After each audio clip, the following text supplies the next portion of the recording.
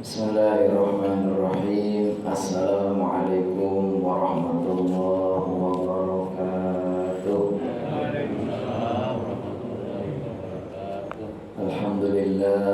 Alhamdulillahi rabbil alamin. Wa bihi nasta'inu ala umuri dunya waddin. Wassalatu wassalamu ala asyrafil anbiya'i wal mursalin, Sayyidina wa maulana Muhammadin wa ala alihi wa sahbihi ajma'in. Subhanaka la ilma lana illa ma 'allamtana innaka antal alimul hakim. Rabbi shrah li sadri wa yassir li amri wahlul 'uqdatam min lisani yafqahu qawli. Allahumma 'allimna ma yanfa'una wanfa'na bima 'allamtana. Allahumma inna nas'aluka 'ilman nafi'an wa rizqan thayyiban wa 'amalan mutaqabbalan.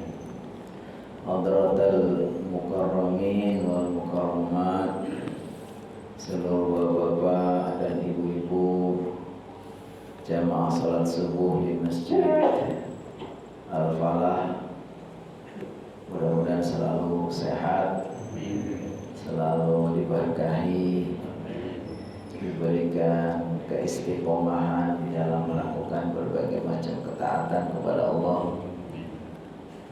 Buktinya salah satu berkah Allah memudahkan pada pagi hari ini kita bisa berjamaah salat subuh. Kita awali hari kita dengan bersimpuh di hadapan Allah. Kita nyatakan ya, sebagai seorang hamba, kita rela kepala kita, kening kita tanamkan di bumi. Kita bersujud kepada Allah SWT. Mudah-mudahan Allah senantiasa meridai dan memberkahi kita. Kembali kita bersyukur kehadirat Allah SWT dengan limpahan rahmatnya, diberikan kesempatan untuk menyambung amal saleh kita. Kita diberi kesempatan untuk mengaji yang insya Allah ini akan menyingkap, membuka hal-hal yang selama ini kita tidak tahu. Makanya kata pepatah, an-nasu a'da'u ma jahilu. Manusia itu musuh dari apa yang dia tidak tahu. Sering kita ini keceleknya, oh begini ternyata bukan, karena kita tidak tahu. Makanya kata orang Arab, pepatah Arab mengatakan, kam min aibin qawlan sahihan wa afatuhu minal fahmi saqimi. Betapa banyak orang yang mencela, menganggap buruk, menilai negatif sesuatu, padahal sebetulnya itu persoalannya karena dia tidak tahu saja. Nah, setelah kita tahu ternyata tidak begitu. Yang dulunya mencela, mencaci, setelah kenal ternyata tidak. Sekarang kita banyak menghadapi problem di masyarakat kita. Nuansa ketidaksukaan kepada Islam, ada orang tampilan dengan sangat baik, sangat soleh, malah kadang mencurigai. Ketika ada orang yang bersungguh-sungguh mempraktekkan agama Islam ini, kadang-kadang malahan dinilai negatif. Kenapa seperti itu? Ya karena dia sendiri mungkin tidak kenal siapa Nabi Muhammad SAW. Nabi Muhammad adalah seorang nabi yang Allah utus menjadi rahmat, menjadi kasih sayang. Bukan hanya untuk orang Islam, tapi untuk semua, untuk seluruh alam manusianya, alam sekitarnya, semua. Makanya kata Allah, wa ma arsalnaka illa rahmatan lil alamin. Kami, kata Allah, tidak mengutus engkau wahai Nabi Muhammad, melainkan agar menjadi rahmat, menjadi kasih sayang. Setiap kita sebetulnya mewarisi apa yang disampaikan oleh Nabi. Kita umat Islam itu salah satu tugasnya adalah melanjutkan, menyampaikan ulang setelah kita fahami, kita amalkan, kita juga harus menyampaikan kepada orang lain bahwa kita semua adalah mewarisi apa yang disampaikan oleh Nabi, khususnya para ulama. Makanya para ulama mengatakan al-ulama'u warathatul anbiya. Para ulama adalah pewaris para nabi. Jadi apa-apa yang disampaikan oleh para ulama sebetulnya melanjutkan apa yang disampaikan oleh Nabi. Wa innal anbiya'a la yuwarithu dirhaman wala dinar. Para nabi itu tidak mewariskan dinar dirham, bukan meninggalkan harta. Tapi apa? Wa innama warasul ilma. Tapi yang ditinggalkan oleh Nabi itu ilmu Islam. Bagaimana mengajarkan Al-Quran, As-Sunnah, bagaimana pemahamannya dipraktekkan, itulah yang ditinggalkan oleh Nabi. Maka dikatakan faman akhadahu faqad akhadha bihadzin wafir. Siapapun yang mengambil bagian dari apa yang ditinggalkan Nabi, ya kan? Kita ngikutin apa yang disampaikan Nabi, kita sholat berjamaah, kemudian kita ngaji, apa semua yang disampaikan oleh Nabi. Islam ini apa kata Allah? Kata Rasulullah SAW, siapa yang mengambil bagian dari itu, belajar, menekuni ilmu kayak kita ini belajar itu apa? Faqad akhadha bihadzin wafir. Orang ini sudah mengambil bagian yang sangat mulia. Jadi jangan kita merasa ngaji, jangan ngaji, masya Allah, ini satu karunia yang sangat besar. Di samping Allah berikan pahala yang besar, juga akan menyingkap sesuatu yang selama ini kita tidak tahu, yang mungkin kita benci sebelumnya. Makanya an-nasu a'da'u ma jahilu. Manusia itu kebanyakan memusuhi apa yang tidak tahu. Nah, maka kita dengan ngaji insya Allah kita akan semakin cinta, ya, tidak memusuhi lagi dengan apa yang selama ini kita tidak tahu. Sampailah kita terakhir kita sudah membahas tentang peristiwa yang menjadi prolog atau menjadi permulaan sudah semakin dekat dengan kelahiran Nabi, yaitu peristiwa tahun gajah, ya. Kalau nggak salah sudah kita bahas pertemuan sebelumnya, yang dikatakan bahwa peristiwa tahun gajah ini terjadi kurang lebih 1 atau 2 bulan menjelang Nabi Muhammad SAW. Jadi dikatakan fi zaman alladhi wulida fihi Rasul, pada waktu di mana tahun itu Rasulullah dilahirkan. Itu tahun karena waktu itu belum ada tahun Hijriah, belum dimulai. Tahun Hijrah dimulainya kapan? Ya kurang lebih setelah 15 tahun, sekitar 15 tahun sesudah Nabi. Karena itu dimulai hitungan ulang itu ketika zaman Khalifah Umar bin Khattab. Baru diadakan penghitungan ulang. Kalau di tahun Masehinya itu tahun 571 Hijriah. Jadi kurang lebih di bulan Februari atau Maret tahun 571 itu di bulan Hijriah. Itu sudah kita bahas.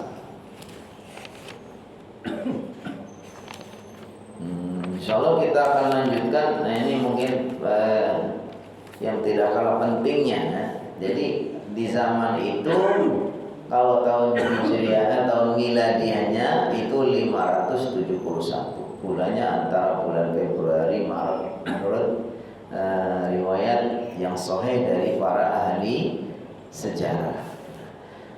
Nah, itu kurang lebih beberapa kemudian lahirlah Nabi Muhammad sallallahu alaihi wasallam. yang kita kenal namanya Maulid. Peristiwa Maulid. Maulid itu bisa diambil dari isim zaman.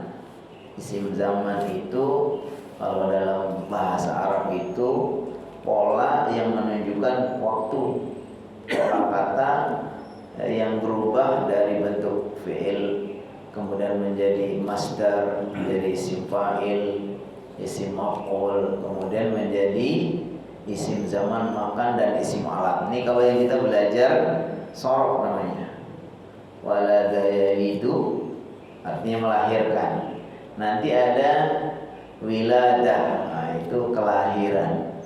Ada walid, nah, orang yang melahirkan. Ada maulud, orang yang dilahirkan. Ini adanya maulid. Maulid itu bisa waktu dilahirkan atau bisa yang dimaksud adalah tempat. Nah, jadi kalau maulidin Nabi itu artinya tempat dan lahirnya Nabi Muhammad Sallallahu Alaihi Wasallam. Kalau dilihat dari sisi tempatnya di mana, kalau dari sisi waktunya kapan. Nih kalau maulud itu mauludan. Ada orang menyebutkan mauludan. Kalau maulud itu artinya yang dilahirkan itu Nabi sendiri. Jadi kalau maulud itu adalah Nabi Muhammad SAW. Tapi kalau maulid itu tempat lahirnya atau waktu lahirnya. Nah, sering kita dengar kata Maulidir Rasul atau Maulidin Nabi. Artinya kita sedang mengenali, mempelajari kapan dan di mana Nabi Muhammad SAW dilahirkan. Nah, nanti kita akan bahas hikmah banyak tentang ini. Mungkin kalau sekilas di sini hanya membahas pertama siapa Nabi Muhammad, terlahir dari ayah siapa, ibu siapa. Tazawwaja Abdullah bin Abdul Muttalib bi Aminah binti Wahb min Bani Zahra. Nah, tentu saja kalau kita lihat Nabi Muhammad itu dia manusia karena terlahir dari seorang, ada ayahnya, ada ibunya.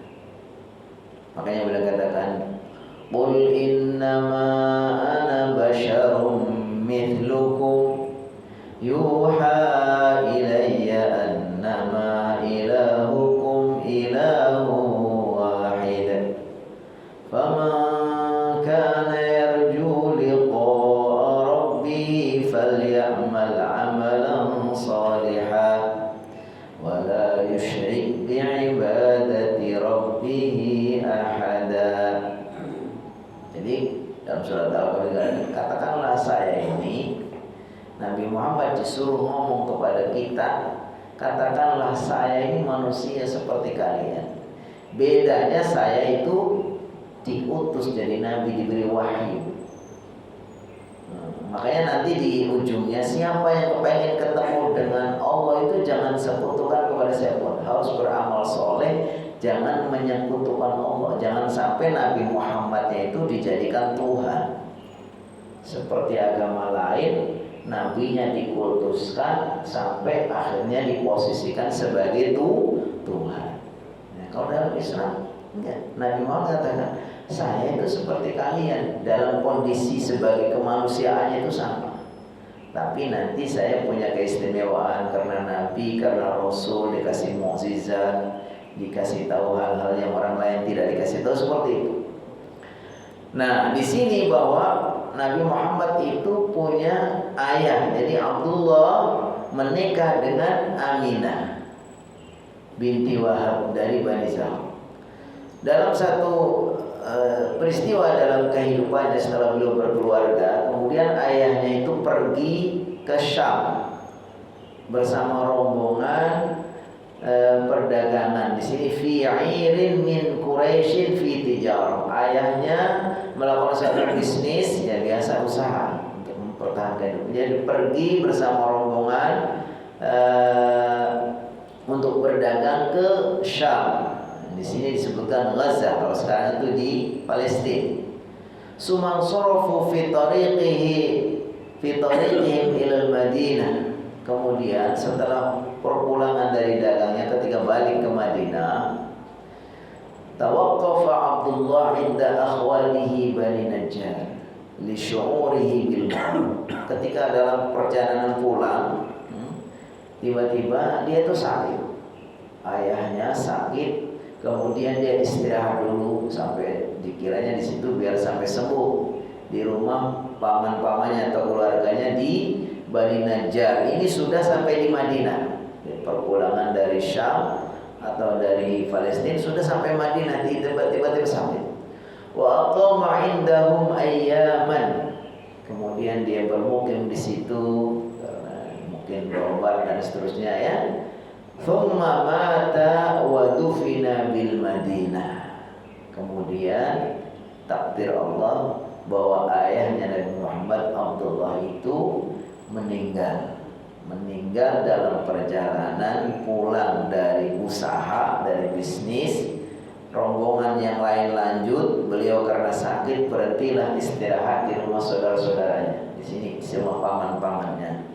Adanya pamannya itu di Madinah, Bani Najjar. Sampai di situ bukan sembuh tapi Allah takdirkan wafat. Wa dufina bil Madinah, lalu juga dimakamkan di Madinah. Wa Rasulullah SAW hinina fi batni ummi. Rasulullah ini betul-betul yatim yang asli. Karena Rasulullah SAW saat ayahnya meninggal itu masih ada di dalam perut. Wa umru Abdullah hina idin 25 sana. Diperkirakan umur ayahnya waktu itu masih muda belia, ya mungkin baru nikah. Kemudian dia pergi bersama rombongan. Kemudian pas istrinya hamil, dia meninggal, umurnya waktu itu masih 25 tahun. Wa hadzal yatim alladhi asyarat ilaihi al-ayah. Makanya kata Allah Subhanahu wa taala, alam yajidka yatiman fa'awa. Bukankah Allah mendapati kamu dalam keadaan yatim? Maksudnya Allah takdirkan memang Muhammad yatim, kemudian Allah lindungi. Nah, ini jadi sudah jelas bahwa pertama di sini tidak ada ikhtilaf. Ayahnya namanya Abdullah, ibu namanya Aminah. Ayahnya meninggal di Madinah saat perjalanan bisnis dan sampai meninggal di situ di Madinah dan dimakamkan di Madinah. Sedangkan Nabi Muhammad waktu itu masih dalam perut ibunya, perut Aminah. La khilafa anna Rasul wulida fi yaumil ihnain. Tidak ada perselisihan antara para ulama ahli sejarah bahwa Nabi Muhammad itu dilahirkan pada hari Senin. Kalau Seninnya itu nggak ada ikhtilaf. Nah, ini didasarkan kepada hadis Nabi sendiri.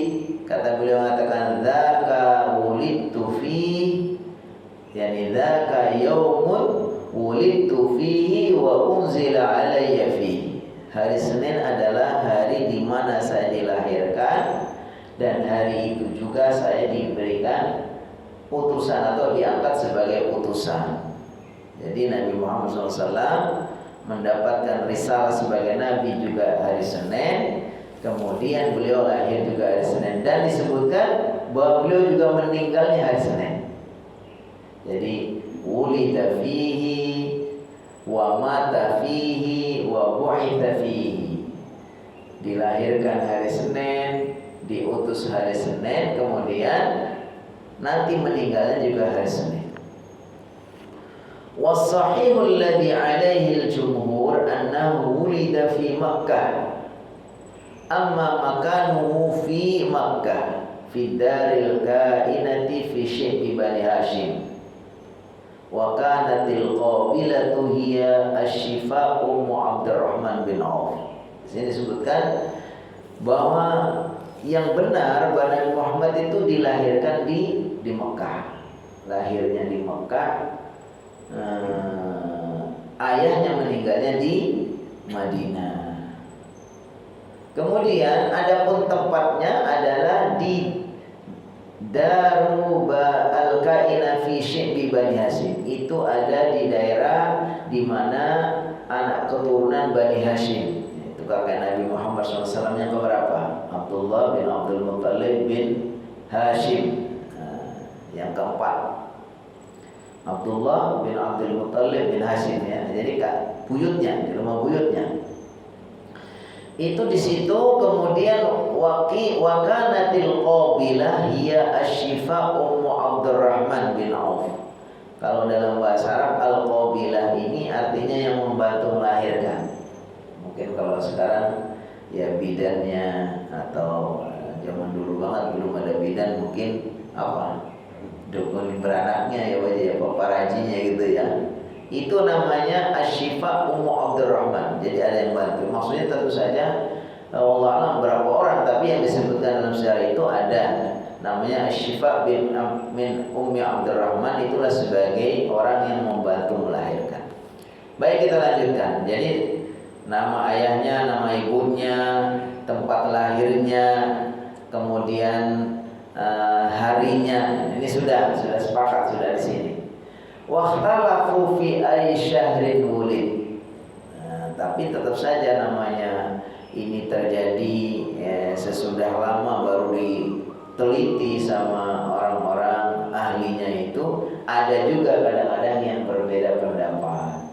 Itulah karena memang secara khusus tidak disebutkan dalam Al-Quran bahwa Nabi Muhammad dilahirkan bulan ini, itu dalam Al-Quran gak ketemu. Nah, kemudian para ulama meneliti, yang kesimpulannya bahwa Nabi Muhammad itu secara bulannya itu lahir wulida fi Rabi'il Awwal. Jadi sudah jelas lahirnya pada bulan Rabi'ul Awal. Bulan keberapa? Muharram, Safar, Rabi'ul Awal. Bukan ketiga ya. Rabiul Akhir, Jumadil Ula, Jumadil Tsaniyah, Rajab, Sya'ban, Ramadan, Syawal, Dzulqa'dah, Dzulhijjah. Berarti bulan ketiga. Makanya kan tadi ya kurang lebih dekat-dekat setelah ada peristiwa gajah, beliau itu lahirnya bulan 3. Bulan 3 ini menurut hitungan Hijriah, tapi hitungan Hijriah sebelum direstart sama dihitung ulang sama Khalifah Umar bin Khattab. Jadi sudah ada sebetulnya. Waktu itu sudah ada bulan-bulan, cuman hitungan tahunnya itu mereka belum bisa menyebutkan. Pokoknya mereka hanya menyebutkan tahun gajah. Nah, ini karena peristiwanya dekat dengan peristiwa gajah. Tahun kesedihan karena Nabi Muhammad SAW itu sedang dilanda berbagai macam duka. Itu kemudian mereka menyebutnya ya tahun gitu saja. Jadi tidak dihitung.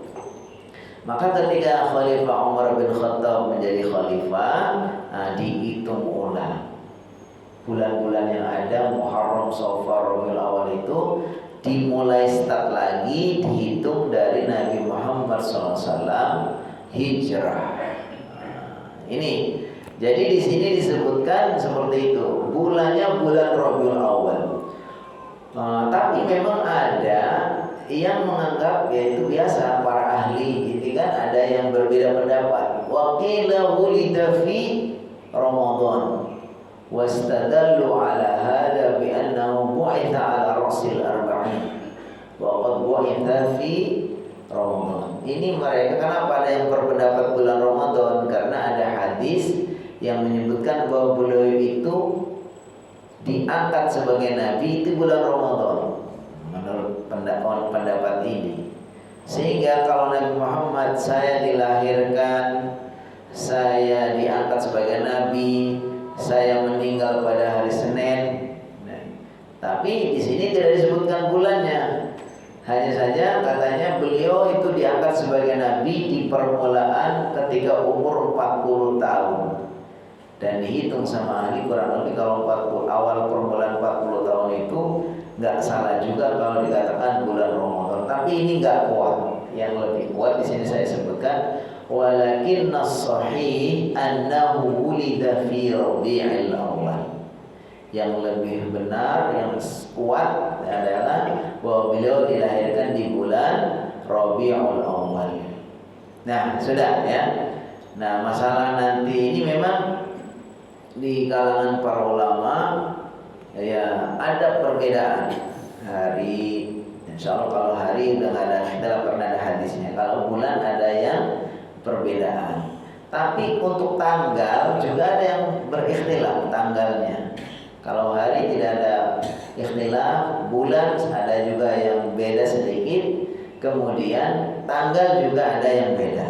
Ada yang mengatakan tanggal 9, ada yang mengatakan tanggal 12. Yang lebih umum kita yakini tanggal 12. Jadi hari Senin tanggal 12 Rabiul Awal. Tapi kalau ada yang berbeda pendapat bagaimana? Ya nggak apa-apa, ini masalah yang sifatnya tidak harus. Makanya kemudian ini menjadi alasan juga untuk kita, kalau kita ngadain maulid itu nggak mesti harus persis banget. Karena ini berbeda dengan kalau kita adakan perayaan Idul Adha, nah itu harus persis tanggal berapa? 10 Dzulhijjah. Kita ngadain perayaan Idul Fitri, itu harus persis banget tanggal berapa?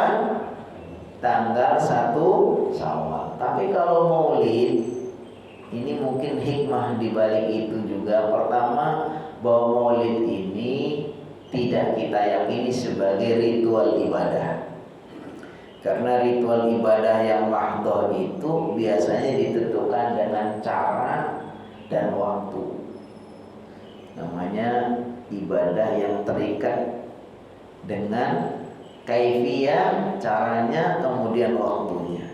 Karena maulid ini tidak kita yakini sebagai ibadah yang mahdhah, ini sifatnya kayak biasa aja, kita kayak semacam tradisi atau budaya yang akan kita isi dengan nilai-nilai kebaikan. Kita adain peringatan, bukan untuk ibadah ritual, bukan, tapi kita akan ngumpulin orang, mengingatkan mereka bagaimana kita memuliakan Nabi, mengingatkan perjuangan mereka. Kita panggil ustadz untuk membaca riwayat tentang Nabi, menyampaikan ayat dan seterusnya. Ini yang terjadi ikhtilaf atau yang sering kita perdebat. Karena masalahnya memposisikan maulid ini. Kalau maulid dianggap sebagai ritual ibadah, seperti mamanya kita ngadain Idul Adha, Idul Fitri, ngadain peristiwa-peristiwa yang sifatnya tertentu, itu ya kita akan dikatakan apa? Itu bid'ah dan menyesatkan. Tapi ketika kita yakini ya sama, hal-hal kayak kita sekarang ini ngadain acara-acara tertentu, kumpulan-kumpulan tertentu, memperingati 17 Agustus, memperingati. Kalau kita anggap seperti itu, maka insya Allah itu ini kita anggap sebagai adat atau budaya yang kita akan isi dengan nilai kebaikan. Tapi biarlah ini, biar menjadi konsumsi para ulama, terjadi ikhtilaf. Kita tidak punya posisi untuk bisa ini haram, ini kita belum punya makomnya seperti itu. Tapi realita di masyarakat memang terjadi ikhtilaf. Maksudnya ada banyak ulama yang setuju, ada juga yang tidak setuju dengan peringatan maulid. Nah, ini fakta. Jadi kita nggak usah itu tadi, nggak usah pokoknya kita sangat menyerang kepada yang tidak maulidan atau menyerang dengan yang maulidan. Ya sudah, kita milih saja, karena ini kaitannya dengan fikih juga. Kalau sudah seperti itu, maka itu sudah masuk ke ranah fikih. Fikih tadi gimana? Kalau sudah fikih itu itu akan terjadi antara satu ulama dengan ulama yang lain, akan terjadi perbedaan pendapat. Baik. Saya akan baca selanjutnya. Fayaqulu Ibnul Qayyim wa kana mauliduhu 'amal fil wa hadha huwa al-masyhur 'inda al-jumhur. Nah, Ibnu Qayyim mengatakan bahwa memang kalau lahirnya Nabi itu tahun gajah, ya, tahun peristiwa Raja Abraha dengan pasukannya 60.000. Kemudian di depannya ada beberapa gajah. Ada satu gajah yang paling besar disebutnya Gajah Mahmud. Ini masing-masing gajah sudah disiapkan dengan talinya. Nanti sampainya di Ka'bah, kemudian Ka'bahnya akan diikat, kemudian ditarik sama gajah untuk dirobohkan. Tapi itu semua baru rencana, belum sampai ke tempat itu Allah SWT sudah putus dengan karunia Allah, dengan apa? Kekuasaan Allah, dia datangkan burung-burung, yang burung-burung itu semua menyerang pasukannya Abrahanya sendiri juga. Akhirnya rencana itu bubar, nggak jadi, dan Ka'bah sampai sekarang Allah jaga. Jadi tahunnya tahun gajah. Wa ba'da wiladatihi, setelah lahirnya Nabi Muhammad SAW, waktu itu belum jadi Nabi, arsalatu ummu ila jaddihi Abdul Muttalib. Setelah lahir, kemudian diserahkan kepada kakeknya, yang merasa bahwa Aminah ini ayahnya, suaminya meninggal. Tinggal adanya adalah ayah dari Nabi Abdullah, yaitu Abdul Muttalib. Maka diserahkan kepadanya. Fa akhadhahu wa dakhala bihi al-Ka'bah. Jadi karena Abdul Muttalib ini, beliau adalah seorang juru kunci yang berkuasa di saat itu, dan beliau ini orang yang sangat disegani. Beliau juga yang menguasai Ka'bah. Maka ketika Nabi Muhammad SAW lahir, bayinya itu kemudian diserahkan kepada beliau, dibawa masuk ke Ka'bah. Jadi dibawa masuk Ka'bah. Walamma kana yauma sabi'ihi, kemudian pada hari ketujuhnya, ya, kemudian diberi nama. Ya, mungkin sudah ada tradisi memberi nama hari ketujuh. Kemudian di sini disebutkan juga semacam mengakekahkan, ya kan? Falamma akalu qalu, kemudian orang-orang diundang untuk acara akekahnya itu. Lalu mereka bertanya, ya Abdul Muttalib, ma sammaita ibnaka alladhi da'awta ala wajhi. Wahai Abdul Muttalib, apa nama cucu yang kami undang untuknya? Maksudnya undang-undang untuk apa? Haflah, untuk pesta kelahiran ini. Siapa anaknya? Namanya? Qala, kemudian Abdul Muttalib menjawab, Muhammadan. Jadi nama Muhammad SAW itu, kalau kita lihat di sini, itu nama dari kakeknya awalnya, nama itu. Tetapi nanti kemudian disebutkan juga di dalam Al-Quran bahwa nama itu memang, yaitu semua itu kan karunia dari Allah SWT.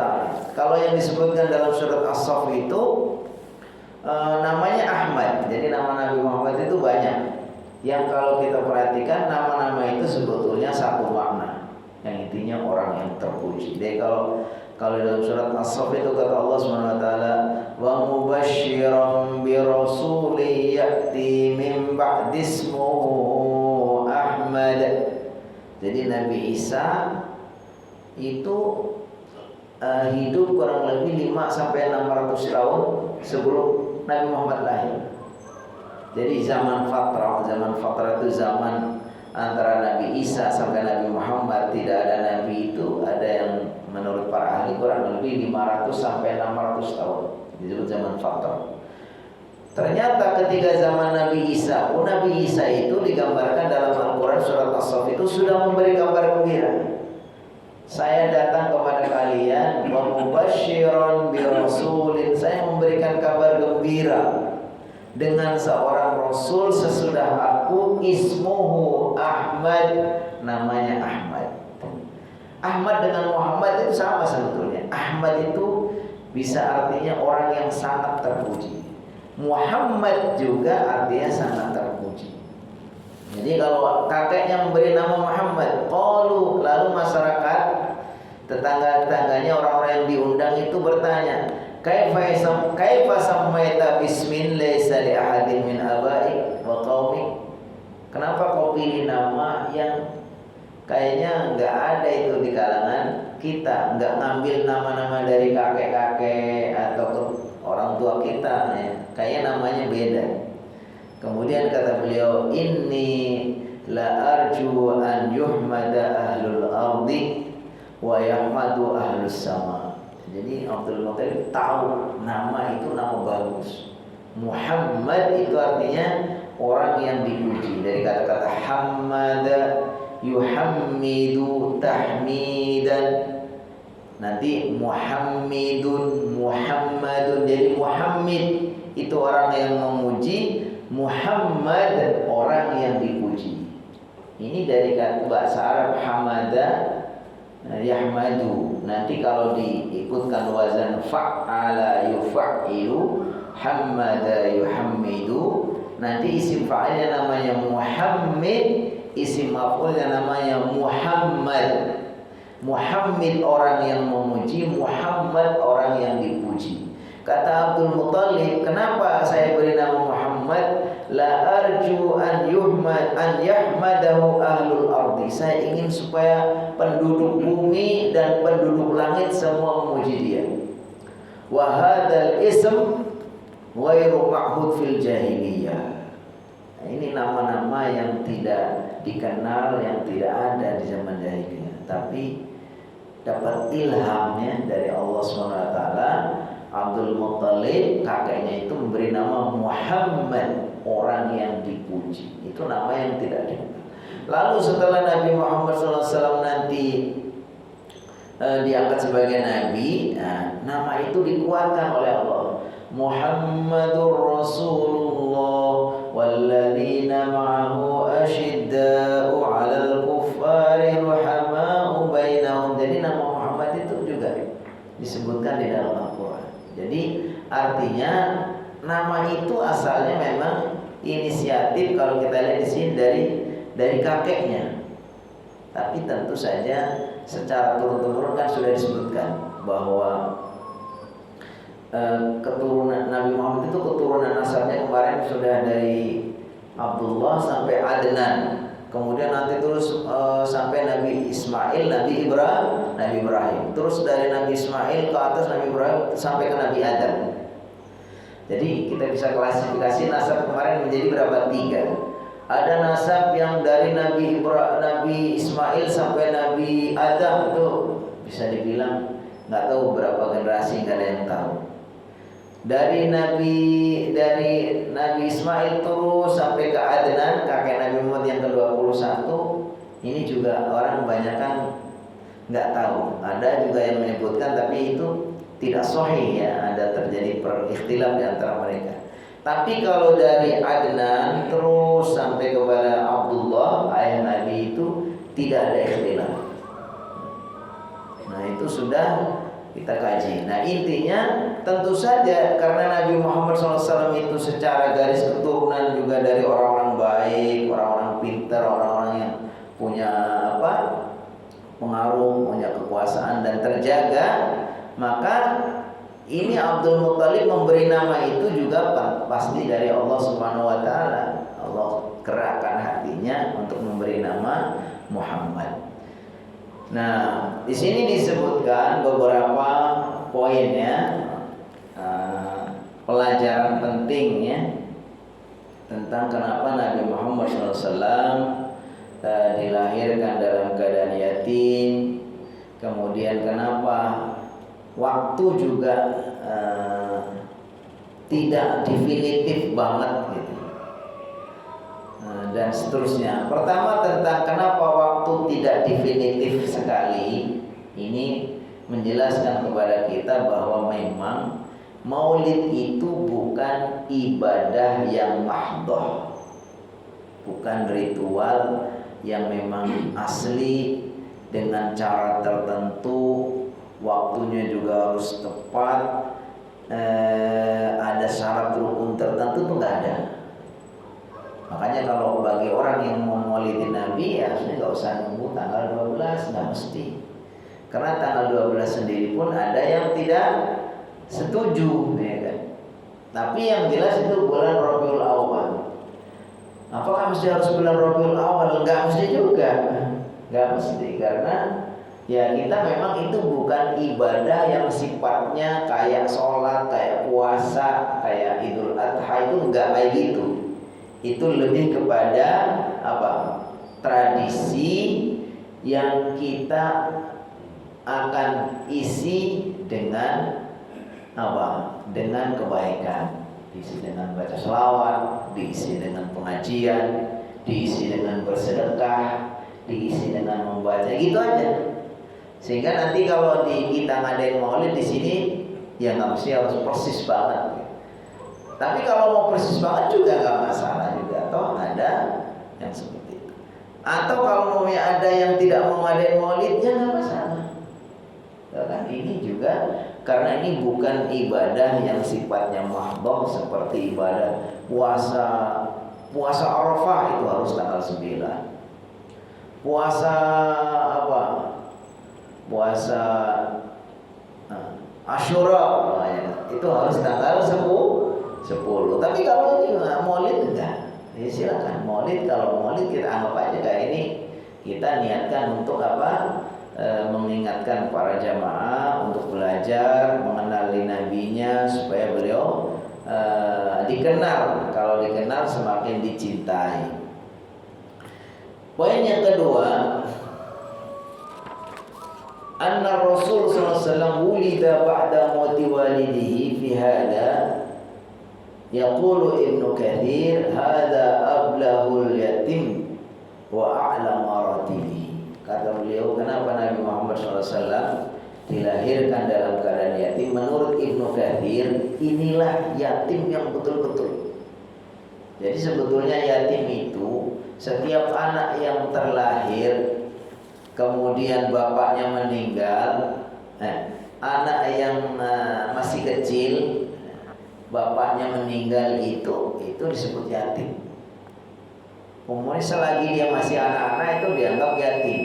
Tapi kalau Nabi Muhammad itu yatimnya itu sangat, kenapa? Karena bahkan belum lahir. Walaupun kata pepatah mengatakan laisal yatimu man mata waliduhu walakinnal yatima yatimul ilmi wal adabi. Ada pepatah mengatakan gitu. Yatim itu bukan hanya orang yang ditinggal mati ayahnya, tapi yatim juga orang yang tidak punya ilmu dan punya adab. Itu kan menggambarkan bahwa keyatiman seseorang itu tidak menghalangi orang untuk menjadi orang mulia. Karena banyak orang yang punya bapak, punya ibu lengkap, tapi ketika nggak punya ilmu, nggak diajari adab yang baik, sebenarnya yatim juga. Dalam artian perlu kita sayangkan. Jadi di sini disebutkan bahwa Nabi Muhammad terlahir ketika ayahnya sudah jauh lebih awal meninggal. Ayahnya meninggal, dia masih dalam perut, itu menunjukkan yatim yang betul-betul sempurna. Saya baca sedikit lagi. Wala'alla kaila yakunu lil mubtilina sabilun an yaqulu inna Muhammadan talaqqa da'watahu hada bi irsyadin min walidihi wa anna da'watahu hadihi warathaha min abihi faqad mata abu qabla maulidihi. Kenapa Nabi Muhammad SAW yatimnya itu betul-betul yatim sampai dia nggak sempat ketemu dengan ayahnya? Ini agar menjadi agar orang-orang itu tidak menuduh, orang-orang yang tidak setuju, tidak percaya kepada Nabi itu tidak menganggap bahwa Nabi Muhammad itu mendapatkan semua itu, kenabiannya itu karena didikan, karena warisan dari ayahnya. Jadi nggak ada alasan orang dulu itu kan Nabi Muhammad karena memang keturunan orang hebat, bapaknya lah yang mendidik sehingga dia jadi orang hebat seperti itu. Nah, kesempatan itu nggak ada. Bahkan Nabi Muhammad SAW terlahir ayahnya sudah meninggal, sehingga nggak ada kemungkinan orang mau mundur. Fanqata'a bidzalika tawarufuz zi'amati wat tawjih wal irsyad min abihi, maka terputuslah ya pewarisan kepemimpinan, arahan dan didikan dari ayahnya itu enggak ada. Jadi itu murni memang apa? Allah Subhanahu wa taala ya. Dan Nabi Muhammad sendiri disebutkan sebagai nabi yang ummi, tidak biasa membaca, tidak biasa menulis. Ini juga alasan kenapa? Karena supaya orang tuh enggak ngira kalau Nabi Muhammad itu pintar membaca Al-Qur'an atau dia menyampaikan wahyu Al-Quran itu bukan dari hasil dia membaca menulis, bukan. Karena kalau orang pintar kan ya, ini kan memang dia orang pintar baca-baca terus jadi bisa begini bikin ayat yang begitu indah, maknanya begitu dalam. Ini nggak ada kemungkinan karena Nabi Muhammad itu tidak biasa membaca, tidak biasa menulis. Artinya makanya disebut dengan An-Nabiyil Ummi, nabi yang ummi. Waktu juga yang membatasi kita. Ini sudah masuk waktu syuruk. Insyaallah kita lanjutkan hikmah-hikmah di balik kelahiran Nabi ya, pada pertemuan berikutnya insyaallah. Untuk kajian yang pagi ini kita cukupkan. Namun demikian apabila ada yang mau menambahkan atau ada sesuatu yang ingin disampaikan, falyatafadhal. Sebelum ditutup, mari silakan Pak Haji. Assalamualaikum warahmatullahi wabarakatuh. Waalaikumsalam warahmatullahi wabarakatuh. Tadi dikatakan bahwa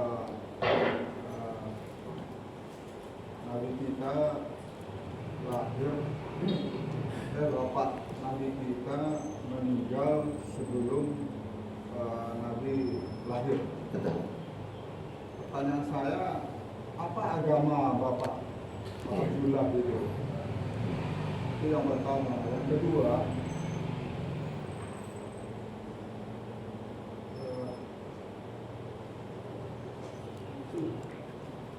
itu aja. Baik.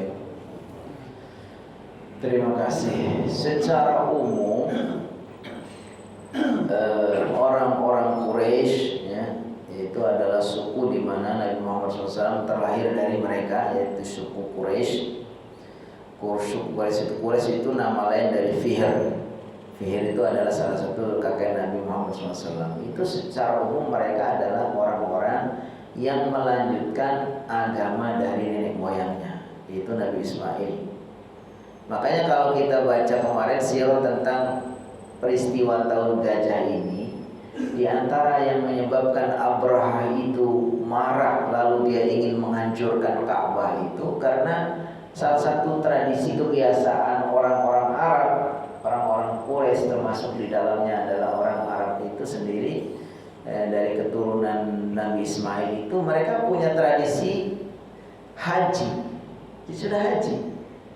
Jadi mereka datang dari berbagai penjuru untuk melakukan haji ke Ka'bah. Lalu ketika Abraha berpuasa di Yaman, tahu ini orang Arab apa sih?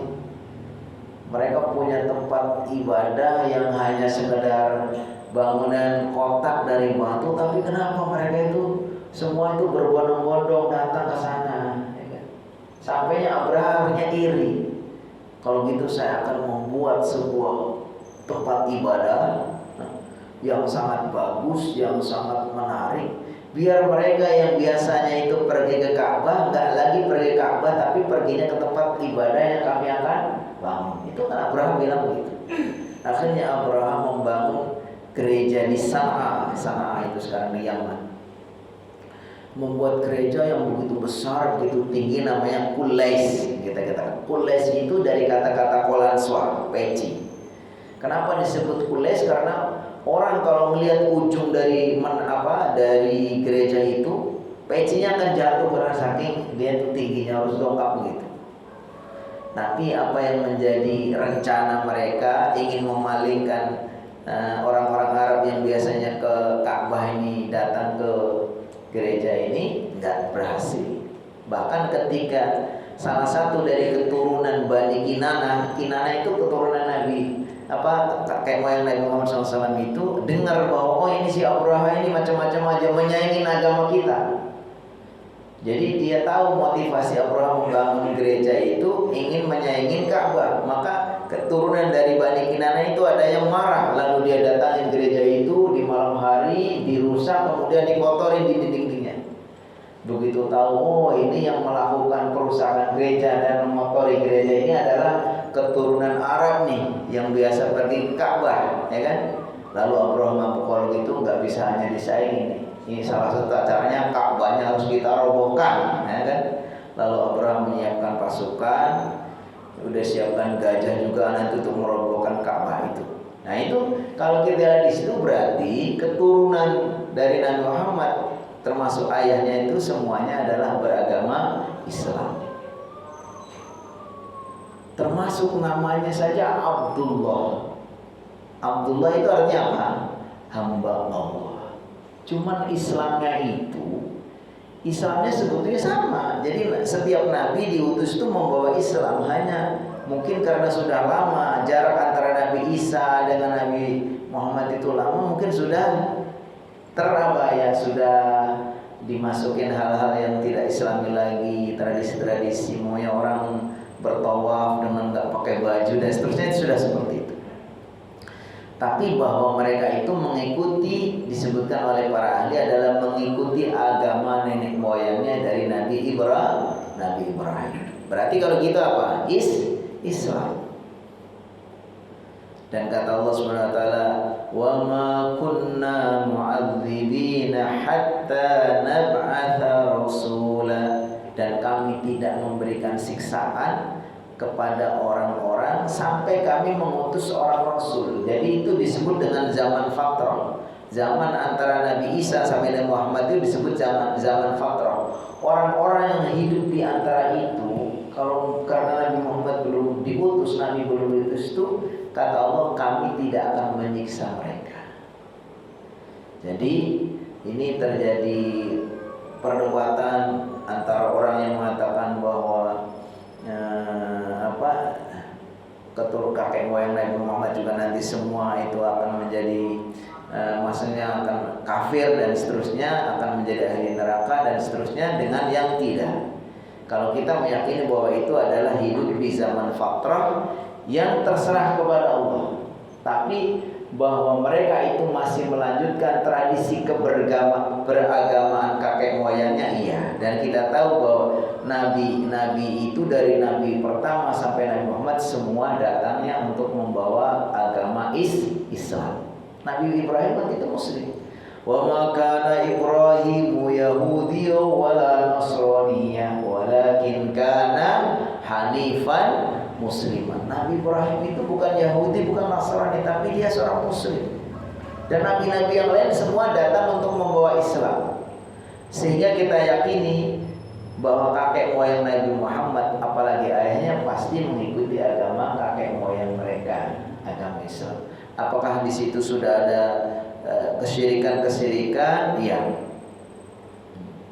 Tapi dan dasarkan ayat tadi bahwa Allah tidak akan menyiksa kepada kaum atau orang yang belum datang kepada seorang rasul, maka berarti sudah selesai di sini. Wa ma kunna mu'adzibina hatta nab'atha rasulan. Jadi kesimpulannya dari namanya, dari tradisi-tradisi yang sudah biasa dilakukan oleh mereka, itu berarti semua adalah agama nenek moyang mereka, agama Nabi Ibrahim. Kalau Nabi Ibrahim agamanya agama Islam. Wallahu a'lam bishawab. Baik, cukup ya. Baik, karena waktu juga yang membatasi kita, insya Allah bisa kita lanjutkan. Jangan langsung banyak, nanti jadi bosan ya. Nggak ngaji lagi, dikit-dikit, tapi kita lanjutkan insya Allah. Dan mudah-mudahan pada kesempatan berikutnya Allah kasih kesempatan lagi untuk melanjutkan kajian ini. Marilah kita tutup dengan berdoa dan membaca kafaratul majlis. Bismillahirrahmanirrahim. Alhamdulillahirabbil alamin, hamdan yuafi ni'amahu wa yukafi mazidah. Ya Rabbana lakal hamdu ولك الشكر كما ينبغي بجلال وجهك وعظيم سلطانك. اللهم اجعل جمعنا هذا جمعا مرحوما وتفرقنا من بعد تفرقا معصوما. اللهم ارزقنا علما ينفعنا وانفعنا بما علمتنا. اللهم إنا نسألك علما نافعا ورزقا طيبا وعملا متقبلا. اللهم إنا نسألك الهدى والتقى والعفاف والغنى. اللهم آت نفوسنا تقواها وزكها أنت خير من زكاها أنت وليها ومولاها. اللهم اهدنا لأحسن الأخلاق لا يهدي لأحسنها إلا أنت، واصرف عنا سيئها لا يصرف عنا سيئها إلا أنت. ربنا آتنا في الدنيا حسنة وفي الآخرة حسنة وقنا عذاب النار. وصلى الله على خير خلقه محمد وعلى آله وصحبه أجمعين. سبحان ربك رب العزة عما يصفون وسلام على المرسلين والحمد لله رب العالمين. Mari kita sama-sama membaca doa kafaratul majlis. Subhanakallahumma wa bihamdika asyhadu an la ilaha illa anta astaghfiruka wa atubu ilaik. Wabillahi taufiq wal hidayah. Wassalamualaikum warahmatullahi wabarakatuh.